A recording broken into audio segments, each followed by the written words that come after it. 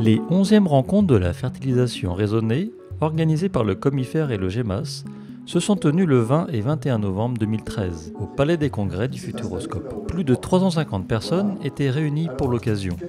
Ce rendez-vous, organisé tous les 2 ans, est l'occasion de partager les avancées de la recherche et du développement dans le domaine de la fertilisation, comme le soulignent Philippe Éveillard et François Servin. Ces 350 participants viennent de tous les horizons de nos associations, la recherche, l'enseignement, les laboratoires, les chambres d'agriculture, les instituts techniques, les acteurs économiques qui ont leur place également. C'est un lieu d'échange et de partage de connaissances, mais aussi de retour d'expérience. Ces rencontres sont pour nous un moment privilégié parce que c'est l'occasion de réunir en un même endroit tous les gens qui interviennent en fait dans la conception des nouveaux modes de raisonnement de la fertilité des sols. Pour les intervenants, ces 11e rencontres sont l'occasion d'aborder les enjeux majeurs liés à la fertilisation. Si on se concentre sur la fertilité des sols, l'enjeu majeur mondial, c'est la sécurité alimentaire. Et le deuxième enjeu, c'est la qualité de l'environnement et c'est faire en sorte que ces fertilisants soient utilisés de la façon la plus raisonnée possible, de façon par exemple à ne pas entraîner des flux négatifs vers les masses d'eau ou bien vers l'atmosphère. Face aux évolutions des pratiques des agriculteurs, Christine Le Souder est revenue sur la diminution des apports de phosphore et de potassium, pouvant à terme entraîner une baisse des teneurs du sol pour ces 2 éléments. La question, ça va être de savoir, oui, il y a une baisse des teneurs, mais dans certaines régions, on était à des niveaux tellement élevés que même aujourd'hui, cette baisse de teneur ne va pas encore causer de risque par rapport à la production agricole. Par contre, il y a des régions où on est peut-être beaucoup plus limite ou sur lesquelles il faudra faire attention tout de suite par rapport à ces pratiques de fertilisation. Face au changement climatique, le potassium et le magnésium aident les cultures à résister au stress hydrique. Une étude sur le sujet a d'ailleurs été menée par Cali, en partenariat avec des universités, dont Olivier Goujard nous explique un des résultats. On a mis en évidence en fait que le potassium permettait la création d'une porosité moyenne plus importante et cette porosité en fait permet au sol d'avoir une réserve utile en eau plus importante.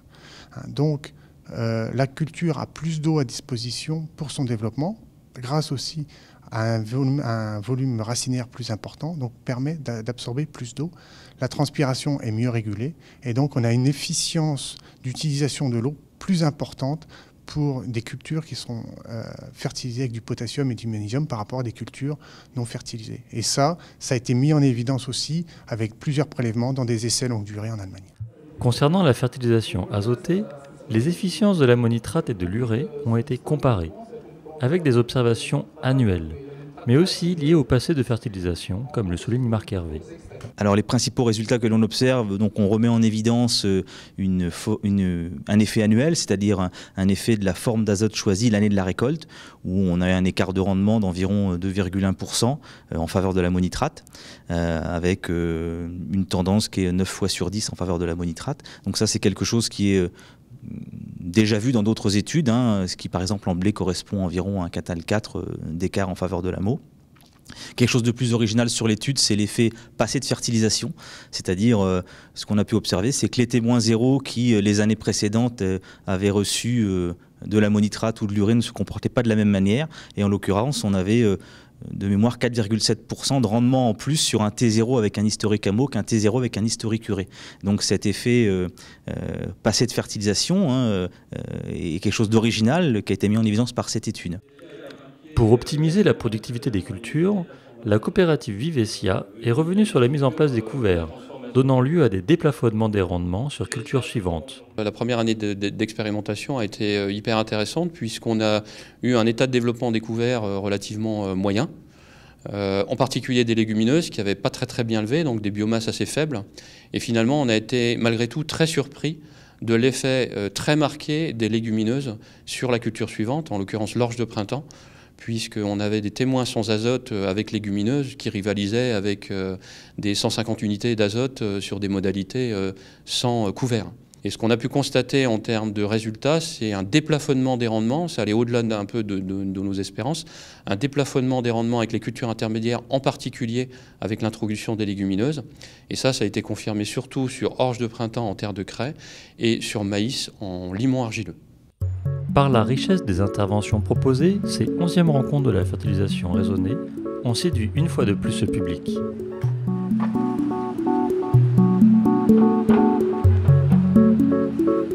Je suis venue déjà pour m'informer, pour prendre connaissance des avancées dans le domaine de la fertilisation et puis pour faire découvrir le comifère et le monde de la recherche et du développement à mes étudiants. Je suis fils de serralier, donc c'est vrai que tout ce qui concerne la fertilisation est un poste très important.